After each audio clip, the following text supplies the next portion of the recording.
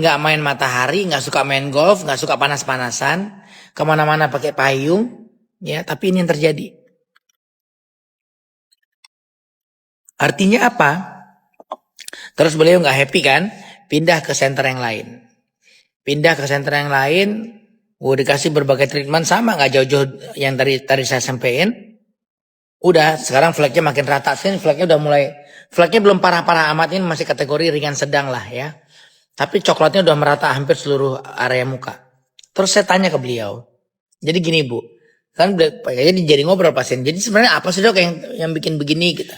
Nah ini yang saya bilang, sebenarnya semua treatment yang dilakukan ke ibu tuh bagus. Laser bagus, ya peeling bagus. Saya nggak pernah bilang laser nggak bagus. Saya nggak pernah bilang laser itu bahaya, nggak boleh dideketin sama sekali, enggak. Ya, laser itu bagus, peeling itu bagus, krim malam juga bagus. Tapi ya, makanya jangan kayak orang kelaparan nggak pernah lihat makanan gitu, ya. Jadi make laser, peeling dan krim malam itu harus diatur benar, harus benar-benar terkontrol. Ya, jadi nggak boleh misalnya minggu ini di laser, minggu depan di peeling, ya, terus minggu depan di laser lagi. Terus sepanjang beberapa bulan dikasih krim malam yang mungkin ingredientnya sama kerasnya gitu. Nah, ini harus diatur. Prinsipnya adalah ya kalau saya sekarang udah sampai di level pemikiran begini nih. Dokter mana yang bisa menjaga skin barrier pasiennya bagus, pasti itu yang sukses di ngerawat kulit pasiennya. Siapa yang bisa respect, menghormati, ngerawat skin barrier pasiennya dengan baik, pasti dia yang sukses di praktek harian. Itu konsepnya. Ya, jadi kita ngatur. Jadi gini, kulit itu ya, secara keilmuan kulit itu kan ada layer-layernya tuh. Ada lapisan yang memang sel kulit mati kan numpuk di atas pasti, ya. Nah, sel kulit mati ini sebenarnya secara biologisnya kita pun ya, secara nature-nya kita pun dia udah pasti akan ngeletek sendiri. Ya, akan lepas sendiri pelan-pelan gitu. Nah, itu ada umurnya. Ya, udah ada umurnya. Kira-kira ya kalau gampangnya ngambilnya sekitar 1,5 bulan lah ya. Proses itu terjadi gitu. Dalam 1,5 bulan kulit kita akan ada yang ngeletek sendiri tuh. Ya, ini in general saya ngomongnya ya. Biar orang awam gampang. Nah, jadi dia akan ngegeletek sendiri gitu. Nah, nanti dari bawah ya akan terjadi proses rejuvenasi, tumbuh layer yang baru buat ngisi ke atas. Nah, pada saat lapisan luar ini keangkat, itu adalah fase di mana kulit muda itu muncul gitu. Lapisan muda itu muncul. Nah, itu yang tampilan yang bikin kulit sehat, kulit cakep. sorry. Aduh. Itu yang kadang-kadang bikin orang itu apa namanya?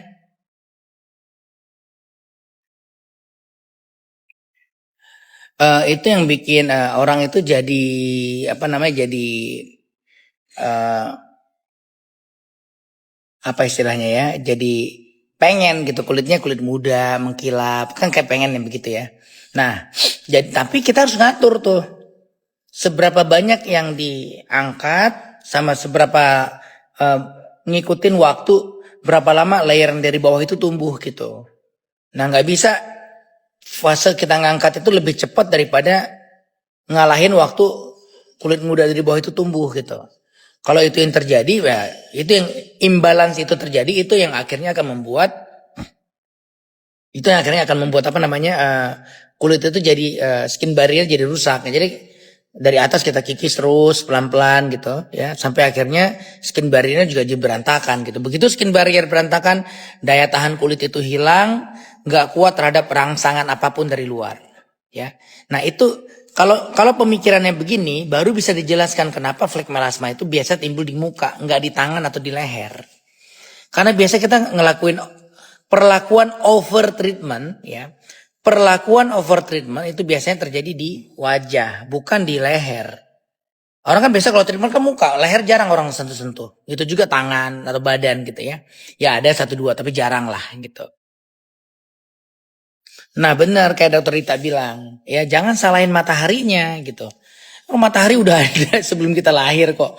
Kita yang harus mengejas terhadap matahari gitu. Ya jadi buat dokter-dokter yang masih suka nyalain matahari, ngatain pasien yang gini, ibu sih main matahari, Ya Bu, kalau Ibu ketemu pasien dokter begitu, mendingan permisi aja, permisi. Saya minta maaf, saya cari dokter yang nggak nyalain matahari. Ya, jadi kayak gitu ya.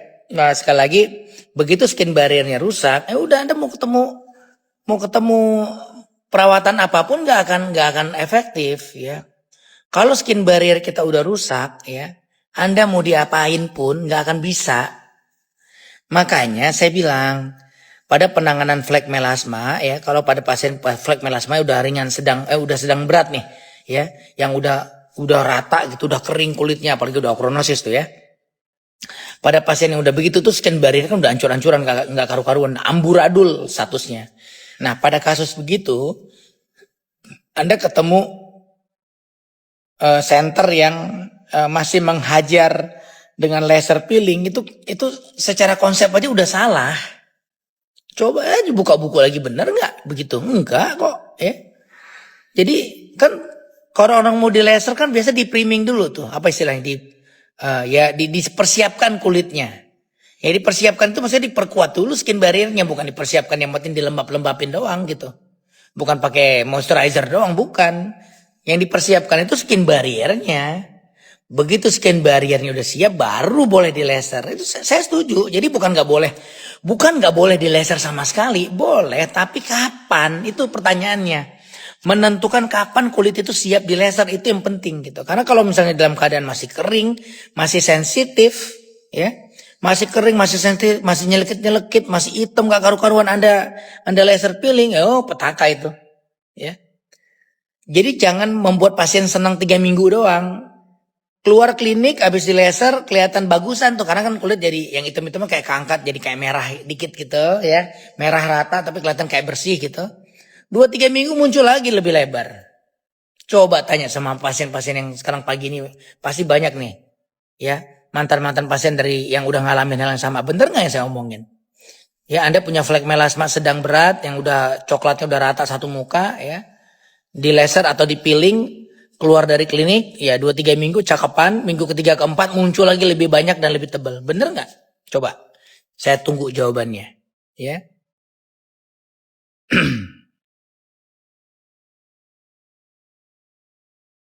kita tunggu jawabannya. Tuh, udah mulai jawab betul.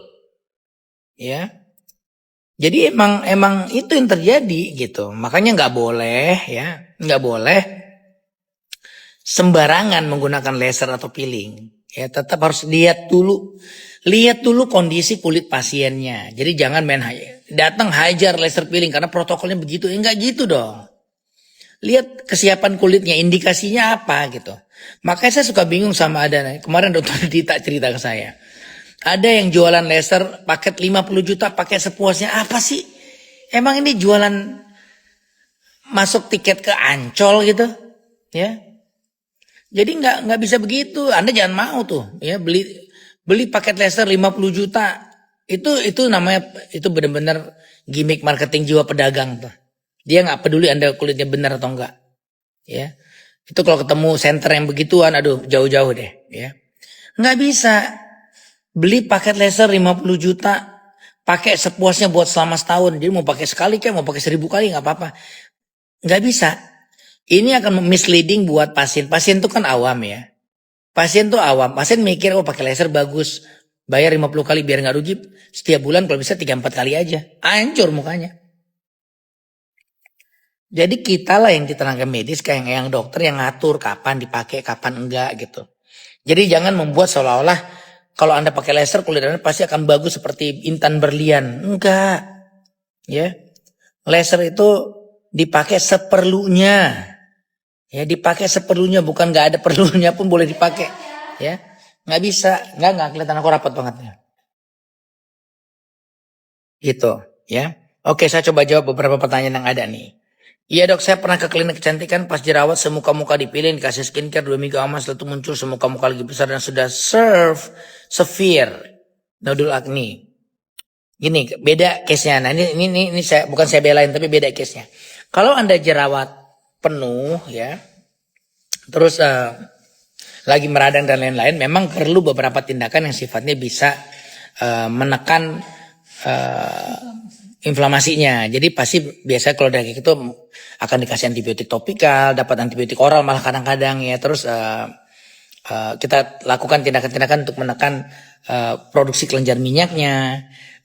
Terus juga kita lakukan tindakan untuk membuat supaya peradangan yang ada cepat berhenti. Jadi prinsipnya stop peradangan yang terjadi, terus cegah jangan sampai mudah muncul lagi, kira-kira kayak gitu ya. Tidak segampang yang diomongin, tapi prinsipnya kira-kira begitu. Nah, caranya macam-macam. Ya, caranya macam-macam. Itu banyak melibatkan obat-obatan, zat-zat aktif yang bisa dipakai gitu. Jadi nah, harusnya begitu udah beres, sudah terkontrol, baru balik ke basic skincare. Jadi prinsipnya begitu. Ada masalah, skincare, obat masuk. Ya, atau treatment tertentu gitu. Begitu selesai masalah, pindah ke basic skincare. Jadi kulit kita itu nggak dihajar terus-menerus. Ibarat kalau saya analogikan Anda cuci baju ya. Anda nyuci baju, begitu ada noda membandel nih baju putih, sikat pakai pemutih.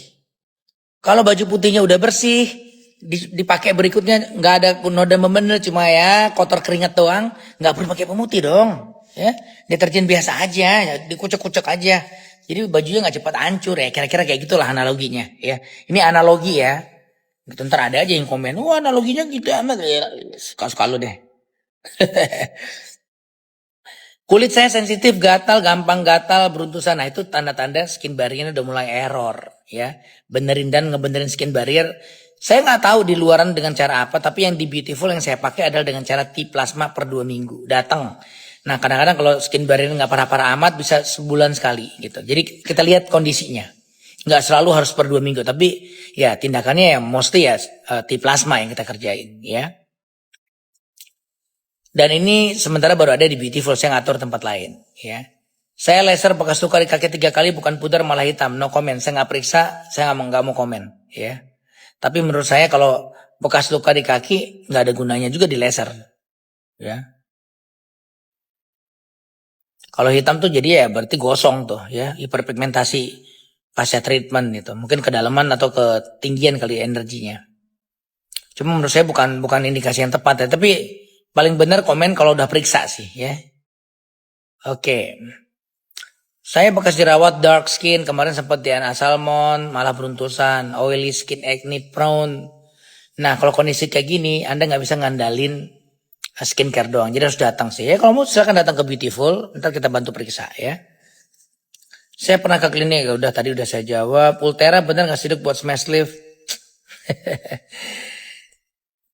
Saya nggak pakai Ultera. Kenapa? Karena saya nggak ngelihat dampaknya itu se-worth it harganya, itu aja sih.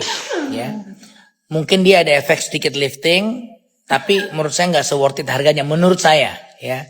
Tapi kalau Anda mau coba buat orang-orang yang takut operasi silahkan aja. But saya memilih untuk tidak mau menggunakan Ultera karena itu nggak ngelihat efektivitas yang benar-benar bikin orang wow keren gitu, ya. Kerennya di brosur doang. Tapi sekali lagi saya tidak bilang itu berbahaya. Silahkan aja kalau Anda mau coba. Jadi sebenarnya kalau masalah operasi atau pakai alat, yang penting Anda ngerti ininya nih, goalnya. Nah, maksudnya gini, kalau wajah Anda udah turun poinnya 3 gitu, misalnya turun sampai begini nih, ya. Terus Anda pengen kenceng nih. Nah, yang penting tahu kalau pakai mesin, ya pakai Ultera teknologi sejenisnya, dia cuma ngangkat segini doang gitu loh, ya. Tapi kalau misalnya Anda pakai operasi bisa segini. Nah, yang penting ngerti itunya. Yang penting bisa menerima, nggak apa-apa deh. Yang penting angkat-angkat dikit juga nggak apa-apa, ya udah gitu. Then you go dengan Ultera. Tapi kalau misalnya Anda pengennya benar-benar yang kenceng banget Dok, saya mau kayak anak SD gitu. Ya nggak bisa ya, bukan itu alatnya gitu. Nah cuma kan kadang-kadang di pasaran ya, bahasa marketing tuh suka ngejual seolah-olah kalau dengan Ultera bisa narik sekenceng facelift gitu. Nggak mungkin gitu ya, it's impossible. Kalau itu saya berani bertaruh, ayo kita berdebat gitu, liatin fotonya, nggak mungkin. Tapi bahwasanya Ultera ada efeknya, saya rasa pasti ada efeknya. Tapi sekenceng facelift, no way lah ya. Kalau emang itu bisa, kita ngapain ngerjain facelift capek-capek? Kerjain itu aja, jualan alat gitu ya. Oke. Untuk urusan flek pakai giut, pakai kolagen dan lain saya udah posting. Jadi tolong jangan tanya pertanyaan yang sama berulang-ulang, capek jawabnya ya. Itu udah saya posting, udah saya tulis, udah ditaruh di highlight di IG atau di TikTok, baca aja, ikutin gitu ya. Tempat belinya udah dikasih tahu, alamatnya udah dikasih tahu, ini sampai udah alamat dikasih tahu masih nanya lagi. Gitu di depan rumah saya nggak ada dok, gimana? Ntar masa saya harus bikin di depan rumah semua orang? Mateng dong dokternya, ya. Spider vein, nah kalau spider vein sekarang di Beautiful T-Space Bintaro ada dokter Yuliardi, itu pakarnya varises, ya. Nah termasuk spider vein dia bisa beresin tuh. Nanti ada suntikan obatnya sama treatment dari dia, itu hilang gitu. Spider vein di muka bisa, di tangan, di leher, di semua tempat bisa. Jago dia. Silakan cari dokter Yuliardi namanya. Ya dia praktek di T-Space Bintaro. Beautiful T-Space Bintaro.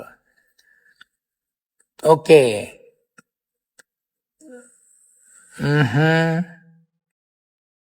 So buat yang nanya flag baca ya. Saya udah posting, udah saya bikin. Dan ingat, flag nggak bisa ngandarin skincare doang. Jadi kalau Anda mikir udah pakai skincare saya terus pasti beres flagnya, pada kasus yang sedang berat nggak cukup.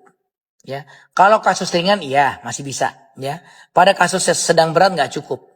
Jadi Anda perlu harus treatment ke Beautiful gitu.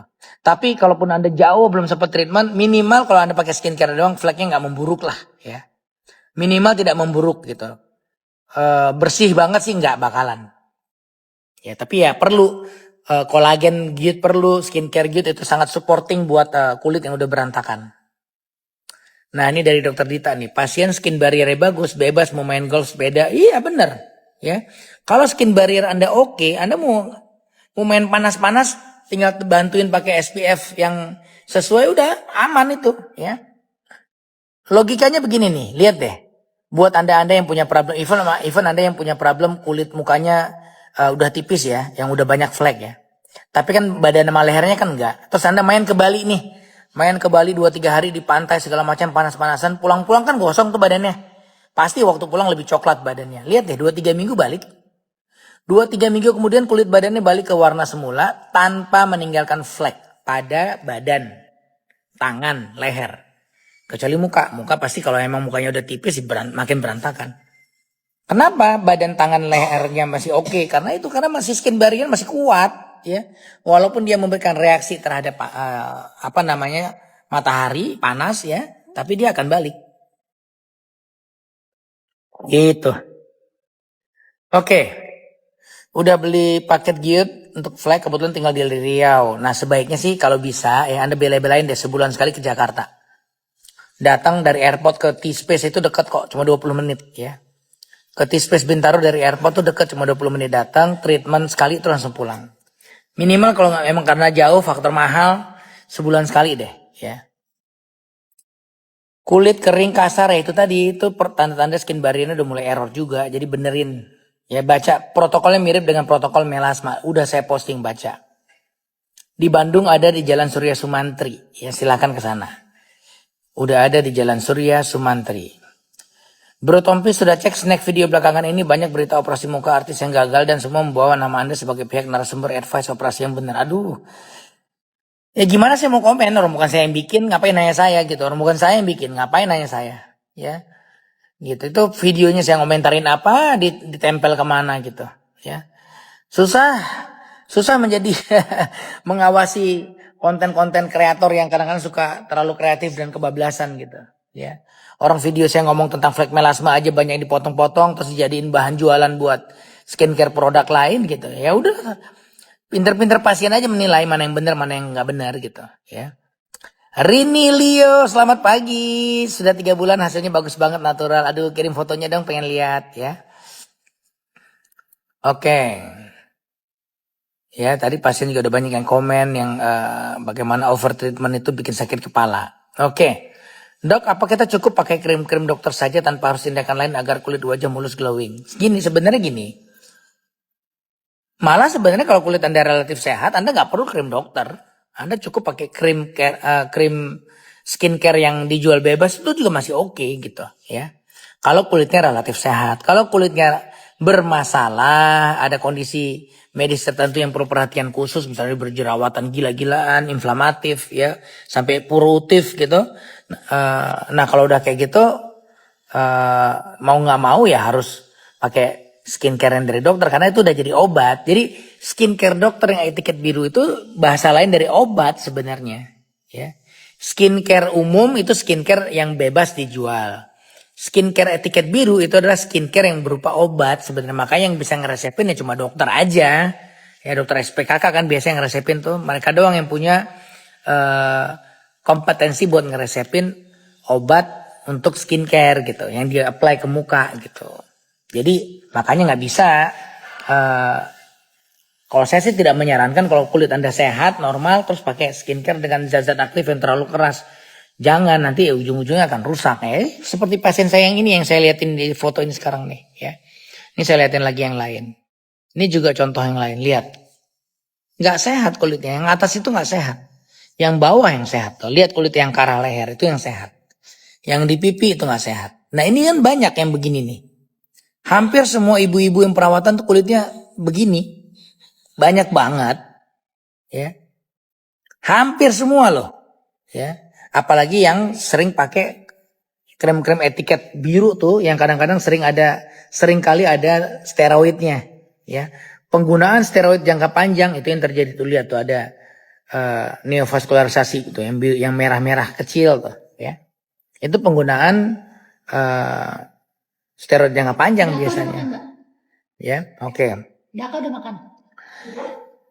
6 bulan sekali mau botox boleh aja nggak apa-apa ya, aman, itu aman gitu. Dok, kalau korban merkuri apakah harus konsul ke SPKK? Iya sebaiknya iya, karena kalau merkuri kan skin barriernya udah rusak akar-akaruan. Silakan aja ke Beautiful. Di Beautiful itu ya sebenarnya itu treatmentnya mirip ya. Kalau kita sih korban merkuri yang mukanya udah okronosis, yang udah hitam, akar-akaruan kering, itu banyak case di kita beres kok gitu. Ya walaupun nggak sampai sesehat kulit asli, tapi jauh lebih bagus daripada pada saat beliau datang. Nah itu masih bisa dengan T-plasma rutin per 2 minggu sekali. Bagus kok. Datang aja ke Beautiful. Nah kalau udah korban merkuri, jangan, itu kan skin barrier udah hancur gak karu-karuan tuh. Jangan di laser peeling lagi. Ya makin hancur.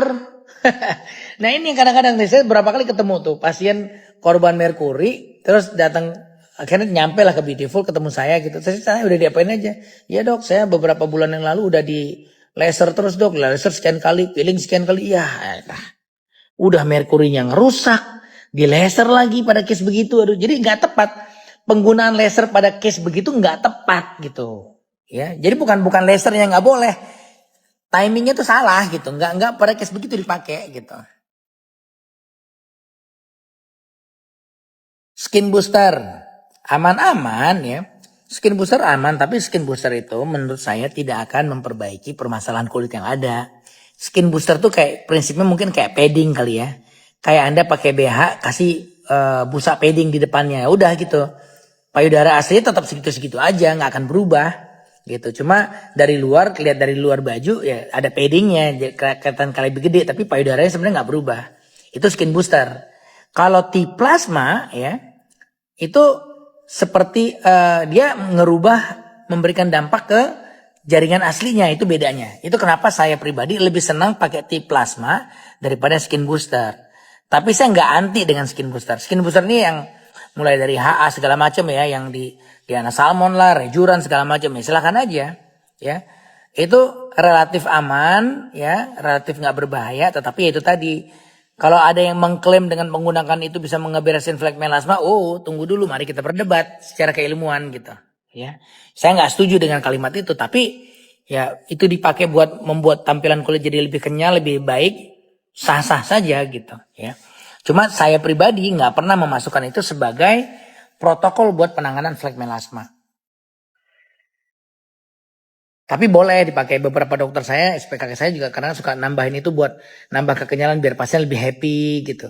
Ya boleh-boleh aja gitu. Tapi yang penting tahu ini dampaknya nggak ke sini tapi ke situ doang gitu. Yang penting gitu ya.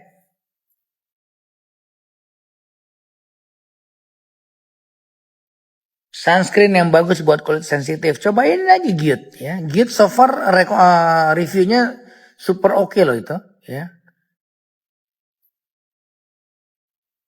3T mantep sih di Beautiful. Saya flek memudar, muka kenyal, cerah, beruntusan hilang tuh ya. Ya itu dari testimoni dari pasien, susah mau dibantah. Nah, T plasma itu beda dengan PRP. Sekilas memang prosesnya kayak mirip, sama-sama diambil darah, sama-sama di centrifuge, tapi tekniknya itu beda. Jadi kayak apa ya? Kayak kita ngomong karedok sama pecel, ya. Sekilas kan sama-sama sayur dikasih bumbu kacang, tapi kan beda gitu, ya. Sama satu lagi yang membedakannya adalah dokter yang nyuntikin tuh tahu levelnya di mana. Gimana cara nyuntikin si plasma ini, ya, supaya di level yang tepat. Nah, itu yang membedakan efektivitas dari tindakannya. Makanya agak sulit saya, kadang-kadang pasien suka nanya, dok boleh nggak kalau saya PRP aja? Nah, itu dia tuh. Saya nggak tahu protokol PRP dia seperti apa, ekstraksinya bener enggak, terus level penyuntikannya ini yang akan menentukan hasil gitu. Ya. Oke. Sunscreen bla bla bla udah tadi saya jawab. Kolagen stimulator. Ya, sama skin booster tuh adik kakak lah, ya, sepupuan. Oke, ya. Sudah udah banyak banget yang kita bahas begini ya. Coba